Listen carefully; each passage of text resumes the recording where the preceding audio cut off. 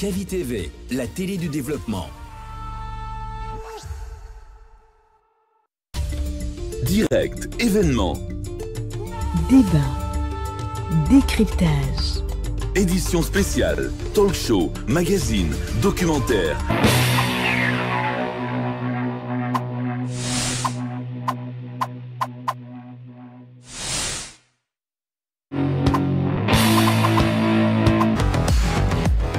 Mesdames et messieurs, bonsoir et bienvenue dans Tour d'Europe, votre émission foot tous les lundis dans l'après-midi sur Kavi TV. Aujourd'hui, cap sur les pelouses européennes avec un œil attentif sur les Guinéens d'ailleurs. Les tricolores qui brillent au-delà de nos frontières et les temps forts du football international. Au sommaire de ce 14 juillet, fête nationale de la République de France, le retour en force de Sorikaba à Las Palmas après une saison réussie à Elche. Ensuite, nous allons continuer dans cette lancée des bonnes nouvelles. La très belle nouvelle, le retour de Seydou Sow avec Strasbourg à l'entraînement. Et enfin, nous allons partir aux États-Unis. La Coupe du Monde des clubs version 2025 s'est conclue avec le sacre de Chelsea. On va dresser ensemble le bilan complet de cette première édition dans ce format disputé aux États-Unis. Nos chroniqueurs sont en place, les sujets sont chauds. Alors installez-vous confortablement. Tour d'Europe, c'est parti.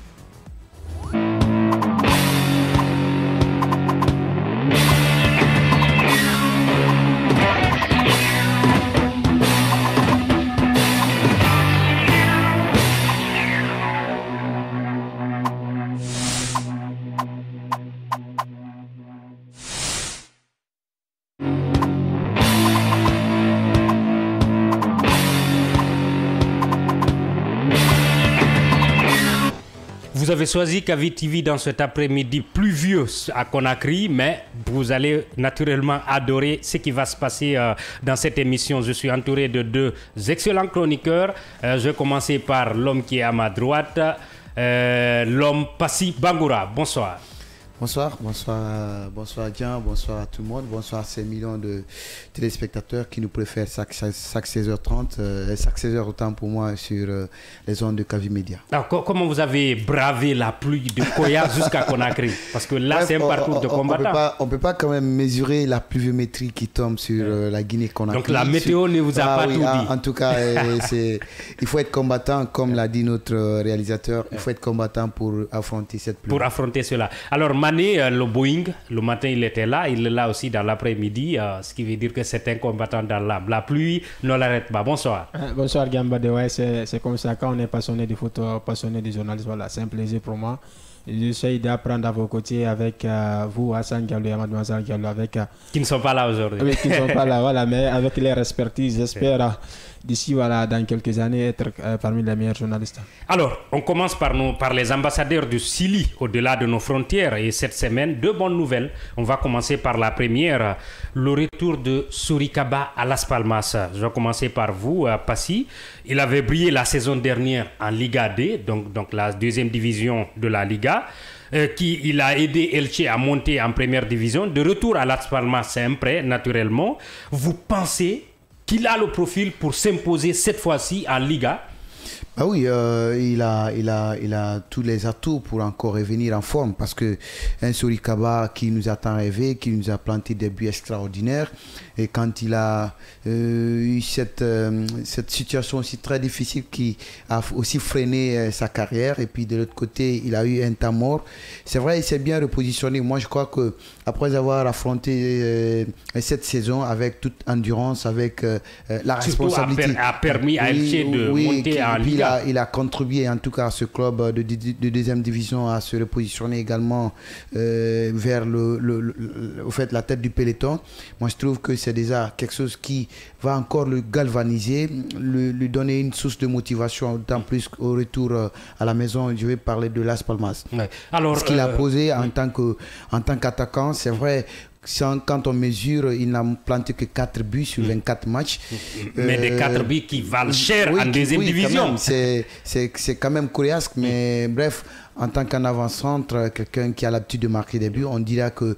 On attend plus. Voilà, on attend plus. On attend plus. Alors, Mané, vous pensez que déjà, quitter Elche maintenant et venir à Las Palmas, vous pensez que c'est un bon choix, non seulement pour lui, mais aussi pour Las Palmas? Oui, c'est un bon choix parce qu'on a vu dans le passé des joueurs qui sont passés là-bas, un certain Boateng qui sont passés là-bas, qui sont imposés. Donc, pour lui, quand même, c'est un bon choix. Il va s'adapter petit à petit. Et c'est une bonne nouvelle pour l'équipe nationale parce qu'actuellement, on n'a pas un remplaçant, disons, un buteur efficace, à part Serhou Guirassy. Peut-être, on parlait de Yarouba Niang-Bari, mais avec peut-être la montée de Sori Kaba, on aura peut-être un attaquant qui pourra titiller Serhou Guirassy. C'est une bonne nouvelle parce que c'est un championnat qu'il connaît très bien. Il évoluait du côté d'Elche avant d'être à Las Palmas. Donc, pour moi, il est dans sa continuité. Il est dans sa continuité. Alors, quand on est chroniqueur un jour, on le devient, même si on n'est pas dans le studio. Il y a Sweb qui a répondu tout de suite et il dit clairement que pour lui, Sori Kaba a le niveau de jouer dans des clubs qui jouent le maintien et Las Palmas en fait partie. Pour lui, il n'y a pas de doute à ce niveau. Alors, je vais revenir vers vous. Il a des qualités qu'on ne connaît pas le plus souvent avec les joueurs espagnols. Mais est-ce que vous pensez qu'il a ses qualités ses qualités physiques surtout, son timing dans les airs et tout ce qui s'en joue? Vous pensez qu'il peut être utile à cette équipe de Las Palmas qui chaque année joue le maintien? Oui, tout à fait. Sori Kaba, il a cette qualité. Je crois que ce qu'on peut vraiment occulter de lui, c'est l'endurance. Je crois physiquement, il est bien bâti. Et il a des mollets, des muscles bien musclés. Moi, je crois qu'il a cette qualité-là. Seulement, il est un peu lourd dans le terrain. Et puis, on peut aussi occulter sur lui cette indiscipline tactique que depuis moi très longtemps, je lis sur son positionnement quand il est dans l'axe et puis l'inefficacité parfois parce que le temps pour lui de marquer 10 buts dans un match, mais ça trouverait qu'il a peut-être manqué près de 15 buts. Il rate beaucoup. Donc, c'est ce qu'on peut vraiment occulter de ses performances, de ses qualités. Au jour d'aujourd'hui, s'il revient avec un bon registre, avec un très bon automatisme, je crois qu'il pourra vraiment revenir encore dans l'effectif et puis essayer de contribuer à sa manière parce que au fait il n'est pas aussi vieux comme cela. Ouais, il peut il a le temps de jouer, il a le temps de s'imposer, d'autant plus qu'il a déjà appris parce que il a longtemps été vraiment un attaquant, un avant-centre autant pour moi. Moi je dis que les temps d'années d'expérience qu'il a vraiment vécu dans l'axe, il pourra encore s'imposer, surtout quand il va retrouver la Liga. Il va aussi connaître des adversaires aussi coriaces et essayer de se maintenir avec une concurrence assez élevée dans la bataille des buteurs parce qu'il en est aussi un des buteurs dans plusieurs championnats où il a traversé. Ce n'est pas tout nouveau. La Liga 2, la Liga en haut, disons la différence naturelle. C'est minime, en fait, on va accepter les équipes qui jouent le titre, mais les équipes d'en bas jouent pratiquement le même football. Et Las Palmas, c'est une équipe qui pour moi est intermédiaire. Et ce n'est pas beaucoup trop élevé pour un joueur comme Sori Kaba qu'on a connu. C'est vrai qu'il ne marque pas comme les autres attaquants, mais il a l'instinct buteur, il est présent dans la surface et il pèse sur les défenses. Oui, il pèse sur les défenses quand même parce qu'on a vu Sori Kaba, sa meilleure performance avec l'équipe nationale, c'était lors de la CAN 2021 du côté de l'Égypte. Donc, c'est vrai, il a perdu un peu ses repères avec ses pépins physiques qui l'ont empêché de encore briller.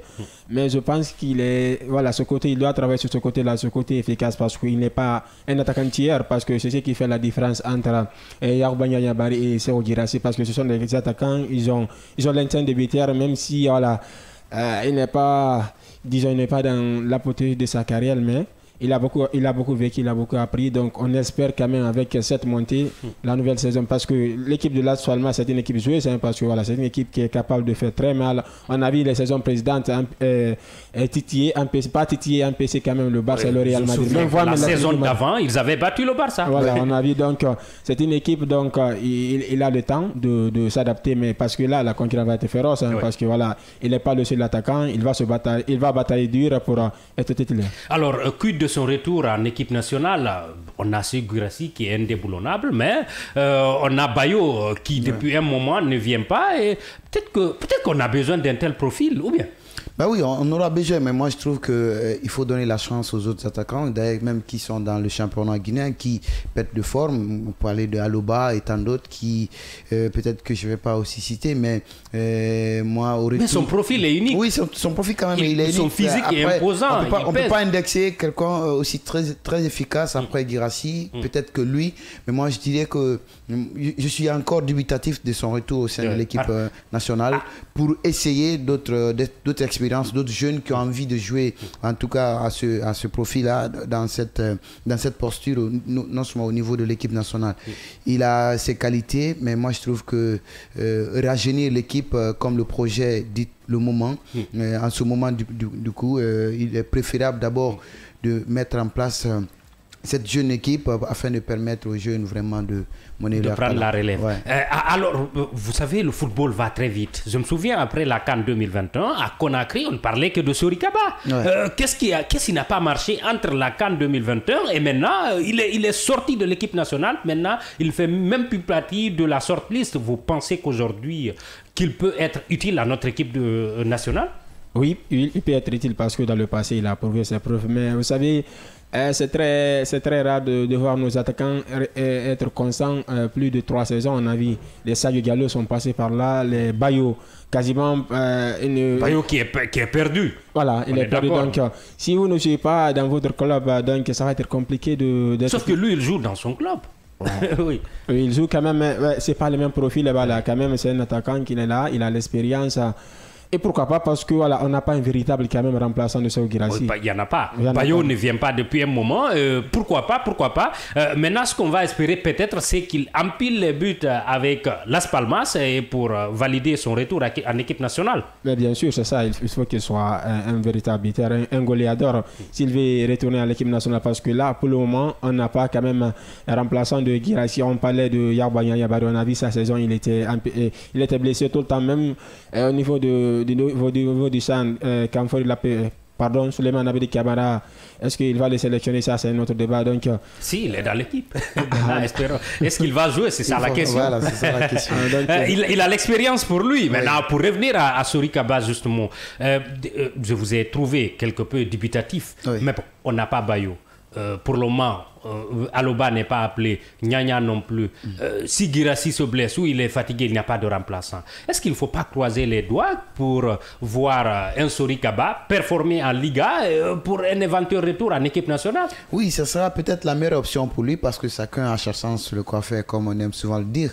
Si on a toutes ces options, en fait, on n'a pas accès à toutes ces options. C'est mieux d'avoir plusieurs options que de n'avoir qu'une seule. Voilà, que d'en avoir une seule. Je crois que ça sera la meilleure piste pour lui de montrer et mettre en exergue sa petite expérience de la CAN qu'il a pu jouer avec cette équipe nationale. Parce qu'au sein de l'équipe, on a forcément besoin. C'est vrai, on est en train de rajeunir avec ce projet adopté par la Fédération guinéenne de football. Mais il faut voir l'entraîneur qui va venir. Oui, l'entraîneur qui va venir, on va voir. Ils vont le mettre en approbation tout ce qui est là comme projet sportif, comme en tout cas l'identité de jeu du football guinéen. Je crois que si Sori Kaba, d'un côté, il y aura une fenêtre pour lui pour venir mener sa petite expérience. Moi, je crois que ça serait en tout cas une perche tendue et qui va vraiment en profiter pour vraiment mettre à profit son expérience qu'il a vraiment vécue. Alors, tout ce qu'on va souhaiter à Sori Kaba, c'est le même succès que des Kalou Outié avec Elche, c'est le même succès que Samuel Eto'o avec le Barça, le même succès avec d'autres attaquants européens, africains qui ont brillé dans cette Liga. Il en a les qualités, il suffit qu'il rajoute, comme vous le dites, un peu plus de réalisme dans ce qu'il fait. Dans la lignée de cette bonne nouvelle, on va enchaîner avec un autre international qui nous a tant manqué. Et c'est Seydou Sow qui est de retour à l'entraînement avec Strasbourg, longtemps éloigné des terrains. Seydou Sow revient enfin à l'entraînement avec l'ORC Strasbourg. Une bonne nouvelle pour son club. Et pourquoi pas le Sili national aussi. Aujourd'hui, comment vous percevez ce retour-là? Parce qu'il faut le dire clairement, il nous a manqué lors du dernier rassemblement. Oui, tout à fait. Seydou Sow, vous vous rappelez la charnière défensive de l'équipe guinéenne? Il a abattu un travail très colossal. On se rappelle de ce duo qui se comprenait vraiment. Moi, je dis que c'est un jeune qui a qui a contacté cette blessure à un moment. Malheureusement, oui, à un moment de la saison où on avait besoin de lui. On avait forcément besoin de lui. Mais le foot, avec ses cortèges de surprises, et il s'est retrouvé à l'infirmerie. Moi, je trouve qu'on est tellement ravis de le revoir sur le rectangle vert. On est tellement ravis de le voir en train encore de se dépouiller dans la partie du terrain, dans sa surface de réparation. Et à cette allure, c'est encore être très attentif à l'entraînement et essayer de récupérer la forme habituelle et puis aller avec un système aussi classique comme il a l'habitude, parce que vu son âge et son expérience, quand vous le voyez, le comportement, sa discipline tactique dans l'axe, vous dites que c'est un Sergio Ramos ou c'est un défenseur qui a joué des gros matchs. Mais Seydou Sow, nous prions un bon retour et puis une très bonne continuité vraiment. Alors, le retour de Seydou Sow, on se souvient que la paire qui nous a émerveillés lors de la dernière CAN, c'était Janvier et Diarabi, mais Janvier ne vient plus. Et on a cru qu'une autre paire allait se reconstituer entre Seydou Sow et Diarabi. Pour le moment, ce n'est pas arrivé parce que Seydou Sow est blessé depuis un bon moment. Alors, on va rester sur Strasbourg, qui a fait une excellente fin de saison, la saison dernière, dans le championnat français. Vous pensez qu'il pourrait rapidement reprendre sa place de titulaire dans cette équipe? Il a le temps, on est à un mois de la reprise du championnat, mais vous pensez qu'il peut rapidement revenir dans cette équipe? Bien sûr, parce que c'est un vrai combattant. Il joue à l'image, quand je le vois, je pense à un certain Pao Koubarsi, parce que c'est un jeune joueur. Il anticipe très bien les actions des adversaires. Donc pour moi, ces 2 saisons, c'est pour moi le meilleur défenseur guinéen. Même si cette saison, on a dit avec Strasbourg, il a réalisé des performances exceptionnelles. Malheureusement pour lui, il a subi cette blessure en fin de saison. C'est une bonne nouvelle parce que Strasbourg, la saison prochaine, va discuter une compétition européenne. Donc je pense, oui, bien sûr, il a sa chance. Il a tout le temps pour retrouver sa place de titulaire au sein de cette formation. Alors, vous pensez évidemment qu'il va très rapidement reprendre une place de titulaire et que ce Strasbourg-là, qui a fait une excellente fin de saison à son absence, a toujours besoin de lui? Ou il doit peut-être chercher à s'acclimater ailleurs? Oui, je crois qu'il en a été d'ailleurs une des pièces maîtresses. En début de saison, mais la deuxième partie, il n'était pas là. La deuxième partie, même s'il n'était pas là, mais la confiance qu'il a déjà dans le club, moi je crois que c'est déjà révélateur. Et le système de jeu, forcément, se repose sur lui, surtout défensivement parlant. À cette allure, s'il revient, je crois que ça fait le bonheur de l'effectif, mais aussi du staff qui a tant réclamé, parce qu'il y avait un vide, il y avait tout un boulevard derrière cette équipe de Strasbourg. Et puis, si Seydou Sow retrouve le rectangle vert, il va rentrer effectivement dans le dispositif défensif de cette équipe. Et je trouverai, en tout cas, on va joindre ici ce qu'on appelle joindre l'utile à l'agréable. Donc, ça ne fait que procurer du bonheur à cette ligne défensive de Strasbourg. Oui, il a passé une saison plutôt compliquée. Ouais. En janvier, il est parti à Nantes, il s'est blessé, il doit revenir. C'est un peu plus compliqué pour lui. Alors, son retour, s'il revient en forme, il pourra être utile à notre équipe, à cette équipe du Sili aujourd'hui? Bien sûr, on a vu notre double confrontation face à cette formation tanzanienne quand même, le but qu'on a concédé parce que c'était des erreurs défensives. Hein, voilà. Ouais, avec le défenseur préféré de Major, Song. Donc vous voyez, avec sa combativité, le duel aérien, donc il est costaud. Parce qu'il a une corpulence qui me rappelle un certain Araujo du côté de Barcelone, parce que c'est un défenseur vraiment. C'est un jeune, il est en train d'apprendre parce que c'est pas donné à tout le monde d'être quand même un titulaire au sein de cette formation, parce que c'est une formation quand même capable de nous révéler des jeunes talents. Voilà. Donc il a tout le temps. Moi je pense quand même qu'il revient avec la même maturité et voilà. Il a une place de titulaire au sein de l'équipe nationale. Il n'y a pas de débat sur ça. Il n'y a pas de débat. Vous pensez qu'il n'y a pas de débat? S'il est en forme, il est directement titulaire dans cette équipe. S'il est en forme, moi je trouve que c'est un jeune talentueux qui nous a fait oublier, vous vous rappelez, l'époque déchirante de cette équipe nationale, parce que à chaque fois que les Guinéens marquent, c'est facilement revenir au score au sein de cette... Mais quand Seydou Sow avait retrouvé ses automatismes, vous vous rappelez, il y avait une garantie, il ne serait-ce que même à 80% qu'on pouvait vraiment s'assurer que oui, la défense, elle se comportait bien. Seulement, au fait, le système qui ne donnait pas aussi, et on a aussi fustigé, même si je ne vais pas citer le nom de Kaba, mais à mon avis, la mayonnaise prenait en tout cas bien défensivement quand on avait Seydou Sow et l'autre là. Voilà son duo, effectivement. Donc, À mon Sauf avis, ça n'a s'il pas revient, duré. oui, ça Ça n'a pas duré. S'il revient maintenant, il va reprendre forcément sa place de titulaire parce qu'on a sérieusement besoin de lui en attendant que d'autres ne viennent. Je vous trouve injuste à l'endroit de Kaba parce que ce dont vous parlez, c'était la dernière CAN et au moins on a été à la CAN. Oui, mais parce que on voyait la Guinée qui gagnait les matchs en dents de scie. Oui, mais qui gagnait quand même. Il gagne contre l'Algérie, on nous bat contre Mozambique. Voilà, défensivement, il y avait de la merde. C'était pas constant. Voilà, c'était pas constant. Donc, moi, je trouve que si le gars revient avec un bon entraîneur et un bon projet, un bon système de jeu qui serait mis en place, et on va forcément applaudir. Et puis, le gars, il va retrouver son registre comme il a tant voulu. Alors, la dernière question sur ce sujet-là. Une paire, Seydou Sow, Diarabi, pour vous, serait la paire idéale pour notre Sili en ce moment? Bien sûr, parce que voilà, Diarabi d'abord, il est Diarabi qui revenait justement de blessure à la fin de la saison. Parce que Diarabi aussi vient d'une blessure aussi. Mais ils sont tous jeunes. Voilà, donc, ils sont tous jeunes. Ça peut aller très rapidement. Oui, ça peut aller très rapidement. Ils sont tous jeunes parce que voilà, surtout Diarabi, il est déjà habitué à jouer les compétitions européennes. Et si avec le retour de Seydou Sow avec cette formation de Sarajevo, je pense que voilà, ça serait pour nous la meilleure paire pour les années à venir. Alors, on lui souhaite un bon retour, en tout cas un retour réussi avec le RC Strasbourg, qui est une équipe européenne cette saison, qui est quasiment inédit pour cette équipe qui d'habitude joue le maintien. Et on espère le voir très bientôt sur les feuilles de match et un retour rapide avec le Sili en septembre, on l'espère, dans notre stade.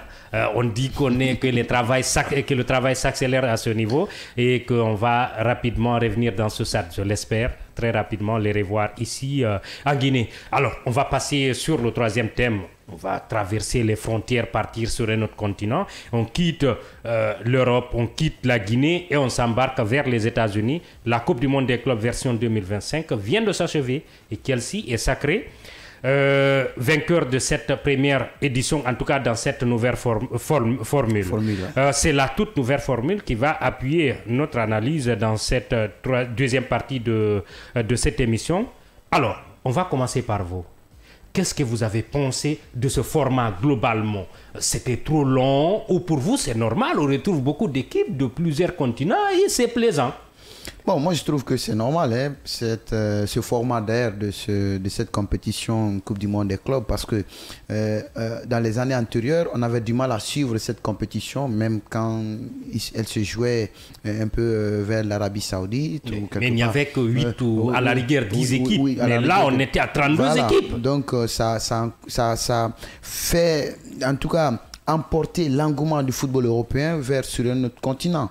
Je trouve le format aussi trop amusant parce que certes, les équipes sont nombreuses, le nombre d'équipes a augmenté, mais avec les matchs de poule, il y a toujours cet aspect de fan qu'on va vraiment soulever dans on a découvert beaucoup de fan-zones, beaucoup d'équipes qui avaient des supporters légendaires, le Boca Juniors, les Brésiliens, etc. On salue, c'est déjà une ambiance footballistique qui s'est passée, en tout cas, qui s'est fêtée en face également aux États-Unis. Moi, je trouve que le format, s'il faut vraiment saluer, il est impeccable. Et puis, on va voir l'édition prochaine. Peut-être que si l'UEFA ou la FIFA trouveront encore une très bonne organisation comme les États-Unis ont réussi vraiment dans cette première édition, moi je trouve que ça serait très bon. Alors je vais reformuler la question autrement. Vous pensez que c'est une idée géniale d'élargir une compétition et de la tenir pendant presque un mois, ou pour vous c'est une simple opération de marketing? Je pense que quand même c'est une compétition réussie, c'est une idée géniale parce que élargir le format, ça va donner la chance aussi aux autres équipes de participer parce que voilà, dans ce nouveau format, seuls les clubs africains qui n'ont pas pu quand même se hisser au tour suivant, on a vu quand même Inter Miami qui s'est qualifié au tour suivant. Donc dans sa globalité, je dirais c'est une compétition que la FIFA a réussi quand même parce que voilà, il y a le jackpot, c'est vrai, il y a ce côté financier qui permet aux participants quand même gagner de l'argent. Ce qu'il faut retenir quand même, le football européen a toujours dominé. C'est toujours le niveau européen qui domine parce que voilà, on a vu quand même des surprises à cette formation de Palmeiras, cette formation de Filverez. On a vu des joueurs revanchards, des joueurs costauds, un certain Thiago Silva et surtout vieux briscard voilà, qui ne meurt jamais. Voilà, donc et surtout le gardien marocain, pour moi, qui a réalisé une compétition, pour moi c'était le meilleur gardien. Ouais. Voilà, Bonou, il n'a pas été au bout. Voilà, donc il a réalisé des arrêts énormes face à quand même à cette formation face à l'Armaza Citizen. On n'attendait pas quand même. Voilà, dans sa globalité, c'était une compétition réussie. Parce que le président vient encore élargir, pourquoi pas aller au niveau Ligue Europa à 49 équipes. Donc, il faut quand même prendre en chose parce que l'état de physique des joueurs, parce que trop élargir encore, peut-être ça va jouer forcément sur les joueurs. Parce que imaginez le Paris Saint-Germain qui a débuté la saison et il n'y a pas eu de repos et disons il y a quelques semaines. Chelsea la même chose. Voilà, Chelsea la même chose. Donc, il reste quasiment que 3 semaines. La reprise, ça sera forcément au mois d'août. Donc, 20 août. Donc, les joueurs n'ont pas de repos, peut-être ça va peser encore sur l'organisme des joueurs. On se souvient qu'il y avait une idée qui avait germé en Europe à un moment, la Super League, et pour calmer les ardeurs des grandes équipes, l'UEFA a trouvé la formule de la Ligue des Champions de cette saison qui augmentait les matchs et qui préservait certaines équipes. Alors, cette nouvelle Coupe du Monde des clubs, est-ce que ce n'est pas une manière de permettre encore à la FIFA de gagner encore plus d'argent? Bah oui, ça va augmenter forcément le chiffre d'affaires parce que le football génère de l'argent. On aime souvent le dire que les grands spectacles footballistiques génèrent assez d'argent et faire remplir les comptes de l'UEFA ou de la FIFA. Moi, je trouve que le calendrier établi, c'est ce qui est à revoir parce que s'il faut couvrir une année civile pour les joueurs, sans repos, voilà, sans repos, ça va être encore plus difficile, très difficile, et puis ça va provoquer. Mais je ne sais pas, est-ce que, parce que la politique, le football a une politique aussi sportive que les dirigeants mettent en place pour donner la chance aux autres joueurs pour vraiment essayer de grincer les échelons, pour vraiment retrouver en fait les Big Five, ou en tout cas les meilleurs clubs également européens ou je veux dire mondial. Ce format de la Ligue des Champions a été tellement discuté dans les médias du monde. Mais au final, il a été accepté évidemment. Et puis on a vu avec le nombre de matchs supplémentaires, Paris, Mané parle de Paris qui a joué plus de 60 matchs, y compris ces matchs de cette Coupe qui était en conférence libre aussi. Vous comprenez un tout petit peu. Donc, couvrir toute une année civile pour des joueurs qui n'ont que 6 mois de compétition, et vous vous retrouvez avec combien de matchs? 70 à 80 matchs à peu près, parce que au-delà de ne pas se qualifier directement, on passe par des barrages avec 2 matchs ou 3 matchs supplémentaires. Ça nous rappelle de ce format de la Ligue des Champions. Paris qui a été barragiste, même le Real Madrid, après avoir été empêché pour le tour suivant, ils ont été reversés carrément et ils ont joué 2 matchs supplémentaires avant de regagner les huitièmes de finale. Alors, et de l'autre côté, les États-Unis, vous avez vu ce format aussi, cette compétition, comment la mayonnaise a pu tourner jusqu'à ce que les 30 équipes ont été éliminées et les deux équipes sont restées. Alors, vous pensez que cette compétition a de l'avenir? C'est-à-dire, vous voyez des équipes se presser à participer prochainement à cette compétition? Et bien sûr, quand même, vous savez, en matière de football. Et pour quelles raisons? Raisons sportives ou raisons pécuniaires? Je pense raisons pécuniaires parce que voilà, parce que si vous regardez les grosses équipes européennes réaliser une saison incroyable, imaginez vous jouez quasiment pendant 8 mois et on dit encore il y a une autre compétition que vous allez discuter quand même, parce que l'année prochaine c'est une année de Coupe du Monde, donc ça va forcément peser sur l'état d'esprit des joueurs. Mais quand même, vous savez, quand même, la FIFA a une politique à organiser des compétitions. Forcément, il y a des revenus. Il y a de l'argent.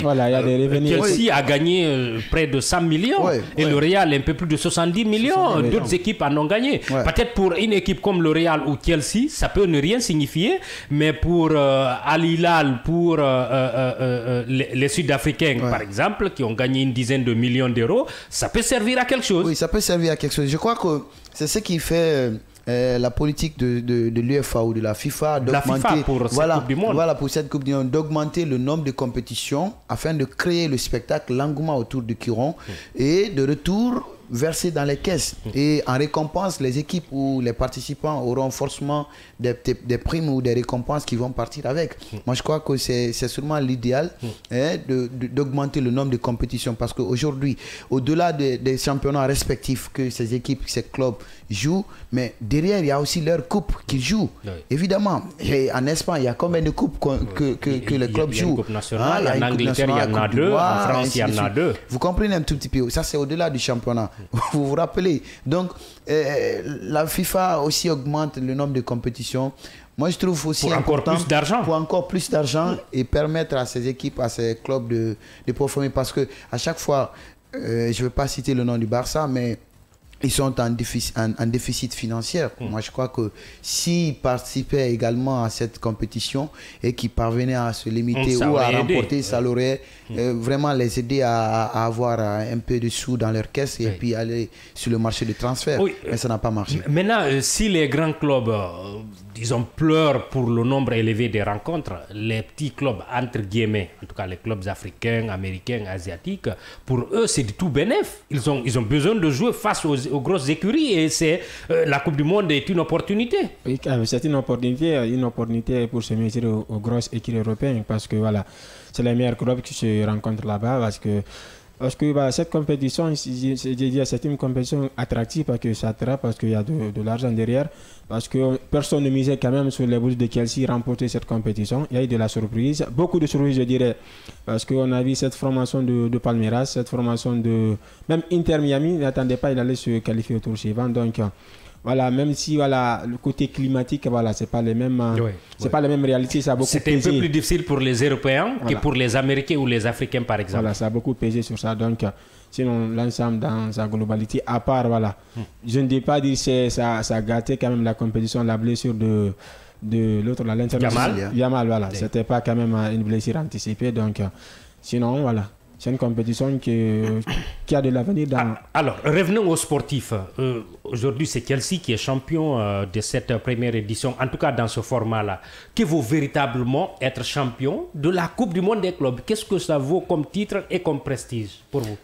Bah oui, pour Chelsea, moi je trouve une équipe aussi qui a vraiment eu et puis qui a été surprenante sur toutes les lignes du front parce que on a vu l'entrée en matière de ce club. Des gens, en fait, on n'était pas tellement sûrs, mais certes, ils étaient en confiance parce qu'ils sont venus de l'Europe avec un trophée en main, avec la Conference League. Moi, je trouve que c'est ce qui a été, en fait, c'est ce qui les a permis à être en pole position et puis se maintenir avec ce dynamisme et aller dans une compétition. D'autres diront qu'ils ont bénéficié d'une partie de tableau moins relevée qu'une équipe comme Paris, par exemple, pour arriver en finale. Bah oui, non, moi je suis pas Paris a éliminé le Bayern, le Real, mais eux, ils ont affronté des équipes supposées moins faibles. Les adversaires ne sont pas les mêmes, hein. C'est ce qui a même été, c'est ce qui s'est répercuté sur Paris, parce qu'avec l'énergie qu'ils ont dégagée contre le Real Madrid, ça pesait en fait en leur défaveur hier. Moi je trouve que Chelsea, si ils ont remporté cette première édition, c'est surprenant pour tout le monde, parce que s'ils avaient croisé les mêmes adversaires que Paris en avait croisé, est-ce que l'aventure allait être continuelle ou ça allait se soumettre? Ça sera la question qu'on allait se poser. Vous êtes autant surpris que Passy de la victoire de Chelsea? Moi je trouve qu'on minimise quelque peu cette équipe. C'est une équipe, on est d'accord, à plus de 60 joueurs, mais c'est les vainqueurs de la Conference League quand même. Oui, c'est les vainqueurs de la Conference League, mais vous savez quand même, ça fait deux saisons que les Bulls de Chelsea ne discutent pas la Ligue des Champions. Donc si vous ne discutez pas la Ligue des Champions, forcément vous n'êtes pas tellement vu. Donc c'est vrai, c'est une équipe qui est en reconstruction. Enzo Maresca, il a quand même réussi à créer quand même un groupe collectif, parce que voilà, c'est une formation, je dirais, imprévisible, hein, parce qu'on ne peut pas juger cette formation. Il est capable de réaliser des meilleures performances.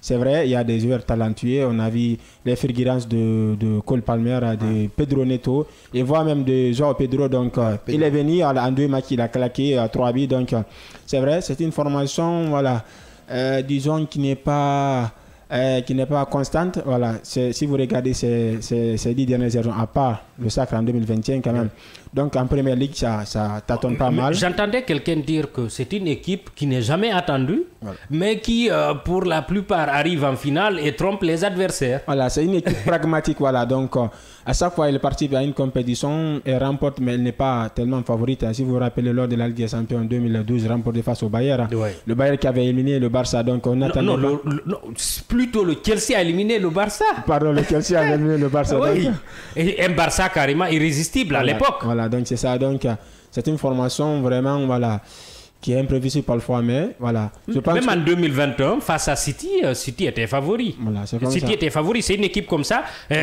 Alors, vous voyez comment cette équipe, ils reviennent avec un autre statut. Ils seront en Ligue des Champions, pas par une qualification en championnat, mais à travers le titre de la Conference League. Donc, ils reviennent avec un autre statut où c'est une coupe des vacances, ça ne change rien, c'est le même Chelsea qu'on va voir la saison prochaine. En tout cas, ils n'ont pas fini la saison débris comme le Real, comme City, comme tant d'autres, comme Liverpool. Ils ont 2 trophées. Ils ont 2 trophées, de toutes les façons, quel que soit le niveau de la compétition, mais ils ne sont pas rentrés à la maison débris. Et puis, la petite sœur de la Ligue des Champions, vous vous rappelez où les grands clubs doivent vraiment se rencontrer. Ils ont pu remporter aussi. Petite sœur quand même, parce que c'est la petite sœur de la Ligue Europa. C'est la deuxième petite sœur de la Ligue des Champions quand même. Je suis d'accord. Je ne voudrais pas minimiser. Pas de souci. Maintenant, ils vont rentrer à la maison avec ces 2 trophées et essayer de retravailler et puis aller sur l'ancien format, parce que vous regardez Chelsea de 2014, de 2015, de 2016, mais c'est une équipe qui a donné beaucoup plus d'énergie, en tout cas qui a donné de l'engouement au football européen, surtout d'ailleurs même à cette Ligue des Champions.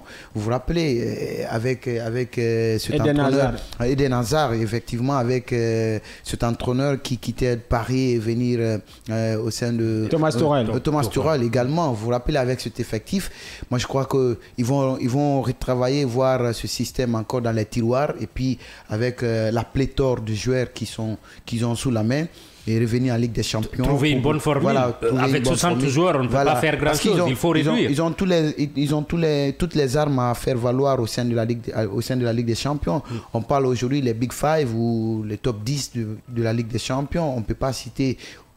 sans citer Chelsea, ne serait-ce que les performances. Non, ils sont loin dans la hiérarchie. Mais bon, maintenant, si cette Coupe du Monde change quelque chose, on est d'accord. Ces 2 dernières saisons, moi je suis d'accord avec vous, mais vous revenez un peu en arrière, vous ne pouvez pas citer. Oui, ce ne sont pas les derniers de la classe, on est d'accord. De toute façon, Chelsea, c'est l'un des clubs qui jouait de beau football, mais en fait, le football anglais... Dans cet 21e siècle, c'est l'un des plus grands clubs européens. On est d'accord, ce n'est pas un club historique comme les d'autres. Parce que la même génération, parce que Thomas Tuchel avec le Paris Saint-Germain, après avoir qualifié le Paris en finale de la Ligue des Champions, ils ont dit qu'il ne progresse pas.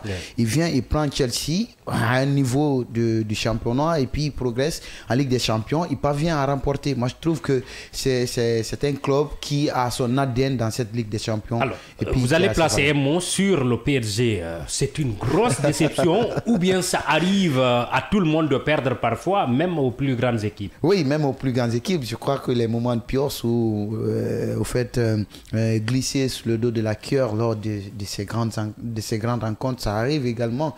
Ils n'ont pas démérité. Moi, vous me demandez de commenter sur Paris, ils n'ont pas démérité. Ils ont sauf qu'ils en ont pris 3. Oui, ils en ont pris 3. C'est une surprise, mais ils ont pris 3. Voilà, il faut le reconnaître. À cette allure, ils vont maintenir ce cap. C'est le match contre le Real qui a beaucoup joué sur Paris, parce que ils ont dit... Vous pensez qu'il y a eu beaucoup trop de débauche d'énergie? Voilà, beaucoup de débauche d'énergie. Ce n'était pas non plus un cadeau pour Chelsea face à Botafogo. Bah non, quand même. Chelsea, quand même, ils ont joué leur match, ils ont rencontré leur chance pour l'emporter. Sinon, quand on juge actuellement la performance que Paris dégage au sein du football mondial, mais on s'est dit qu'il y a on attendait à mieux. Voilà, on attendait mieux. Alors, un mot sur le PSG. Pour moi, c'était un accident parce que voilà, ça... Un accident de 3-0 en finale? Oui, c'est un accident parce que voilà, c'est vrai, ils ont beaucoup donné face au Real Madrid. Voilà, peut-être qu'il y avait un peu la fatigue parce que voilà, Mais sinon, c'est une saison exceptionnelle pour le Paris Saint-Germain parce que les autres trophées nationaux, ils sont déjà habitués à remporter ça. Si vous disiez Paris Saint-Germain au mois de septembre allait remporter la Ligue des Champions, personne n'allait croire. Ils ont passé par les barragistes pour être là et ils ont éliminé le Liverpool. Personne, les gens croyaient que c'était quand même c'était le grand favori à la Villa. Ils ont passé donc le Bayern, donc ils ont prouvé. Donc pour moi, c'était un accident. Donc ils vont revenir plus fort. Ils vont revenir plus fort à condition qu'ils renforcent la défense centrale parce qu'on a vu l'absence de Pachu a vraiment pesé dans la balance. Oui, ce n'est pas une blessure, c'est un carton. Il reviendra très rapidement. On va se pencher sur la participation globale de l'Afrique dans cette compétition. C'est une déception ou ça montre le véritable niveau de nos championnats? C'est une déception. Moi, je trouve que la CAF, c'est à elle de revoir encore la politique ou bien le format de notre Ligue des Champions pour avoir des bons représentants ou dénicher des très bons clubs. Le problème, c'est la Ligue des Champions ou c'est l'organisation à la base? C'est l'organisation à la base. Au fait, on peut définir tous les paramètres qui courent derrière le football africain. Le championnat, certes, c'est certain, ça donne satisfaction, mais sur d'autres pays, là, ça donne pas. Maintenant, c'est à la CAF de mettre encore une politique afin de permettre à nos représentants. Sinon, quand on avait bien suivi nos représentants dans cette Ligue des Champions, dans cette Coupe du Monde des clubs, c'est une déception. Moi, je n'ai pas trouvé les bons représentants du foot africain. Bref, on aurait même... ce sont les meilleurs sur le continent qui sont partis. Ce sont les meilleurs quand même, mais j'aurais souhaité voir peut-être de l'Afrique subsaharienne, peut-être qui ont de l'ambiance. Mais l'Afrique subsaharienne ne remporte pas la Ligue des Champions africaine. C'est ça le bémol, c'est ça quand même le bémol. Mais à cette allure, ce sont eux qui pourraient vraiment se battre à cette compétition aussi, qui se joue sur une terre, en tout cas en Amérique, où il y a la combativité. Alors, hormis le Mamelodi, qui pour moi m'a convaincu, c'est un peu injuste de ne pas les voir au second tour. Il y a les autres équipes, en tout cas les Nord-Africains, nous ont plutôt déçus. Et carrément, la participation africaine a été une déception à cette Coupe du Monde des clubs. Oui, bien sûr, ça a été une déception, à part le Mamelodi Sundowns, parce que c'est la seule formation quand même qui a évolué, parce que voilà, les observateurs, parce que face au Dortmund, on les a vus, il allait revenir le score. Eh bien, voilà, c'est peut-être le véritable problème, peut-être s'il est à la base au niveau de l'organisation, parce que voilà, c'était quand même les meilleurs représentants. Si les meilleurs représentants d'un continent n'arrivent pas à ici au tour suivant, quand même, c'est un peu inquiétant. Alors, on va revenir à notre Guinée. On avait un Guinéen qui participait à cette compétition. Il a fini encore une fois comme meilleur buteur de cette compétition. C'est une compétition réussie pour Serhou? Oui, il a planté 3 buts. Les 4, il en a 4. Voilà, 4 buts. Au même titre que le meilleur buteur, Gonzalez, le jeune du Real, le même nombre de buts que Leonardo du côté de Al Hilal, le même nombre de buts que Di Maria. Moi, je trouve que lui, déjà, c'est un habitué de fait, un céréal buteur. Partout où il est, partout où il se retrouve. Comme meilleur buteur de la Champions League, comme meilleur buteur de la Coupe du Monde des clubs. De la Coupe du Monde des clubs. Je crois qu'il s'est bien affilié au sein de son championnat respectif, où il a titillé l'un des meilleurs buteurs mondiaux. Moi, je crois qu'il a joué une Coupe du Monde des clubs avec toute une énergie. Il a essayé de s'inscrire de la plus belle des manières dans les annales de cette compétition, de l'histoire de cette compétition, comme pour dire qu'un Noir qui se fait appeler de nationalité guinéenne a fait jeu égal s'il faut à titiller les crocs du monde. Alors, pour vous, c'est écœurant de ne pas toujours le voir avec une équipe qui ne gagne jamais, ou c'est normal, il doit rester puisqu'il marque? Non, c'est écœurant quand même parce que voilà... Il marque, mais au final, il n'y a pas de résultat positif. Oui, c'est un vrai buteur. Il marque, voilà, il est dans une formation, il est sur la continuité de sa saison parce qu'il a terminé avec comme buteur de la Ligue des Champions avec Rafinha. Donc, je pense quand même s'il veut remporter le Ballon d'Or africain, il faudra qu'il aille dans un club où il gagne. Qu'il aille soit à Paris Saint-Germain ou le Real Madrid parce qu'actuellement le Real a besoin de... Il faudrait que le Real demande aussi qu'il aille. Et bien sûr, ou bien le Paris Saint-Germain parce que s'il reste à Dortmund là-bas, il va continuer à planter les billes. Mais s'il ne remporte pas de trophée, ça va être compliqué pour lui de remporter le Ballon d'Or africain. Alors, Passy, un mot tout de suite, c'est surprenant de ne pas voir beaucoup de clubs courir derrière Guirassy en ce moment. Bah oui, c'est surprenant, mais moi je trouve qu'il est bon de rester dans ce tempo, où certes son équipe managériale, puisqu'il y a son frère qui se trouve dans son staff, afin de permettre de trouver un bon carnet d'adresses pour lui permettre de trouver les bonnes options. Les bonnes options, mais à cette allure, se maintenir encore en silence, c'est la meilleure option pour ne pas vraiment aller à côté de la plaque. Alors, et essayer de continuer l'aventure. Je vais vous couper la parole rapidement. Le 11 type de cette Coupe du Monde des clubs, il y a Bonou au niveau des gardiens et on a Hakimi au niveau du latéral droit, les deux défenseurs centraux, Marquinhos, Thiago Silva, une paire brésilienne qui a joué ensemble au PSG. On a Marco Cucurella côté arrière gauche et on a Vitinha, Enzo Fernandez au niveau du milieu de terrain. Sur les ailes, on a Pedro Neto et Cole Palmer. Et en attaque, on a Arias et Garcia. Un seul mot, et vous trouvez que c'est un bon classement? C'est un bon classement, sauf qu'il n'y a pas Guirassy. C'est qu'il fallait honorer l'Afrique à travers Guirassy, parce que il y a Hakimi. Si d'autres en tant que représentants africains ils se sont limités pendant les phases de poule.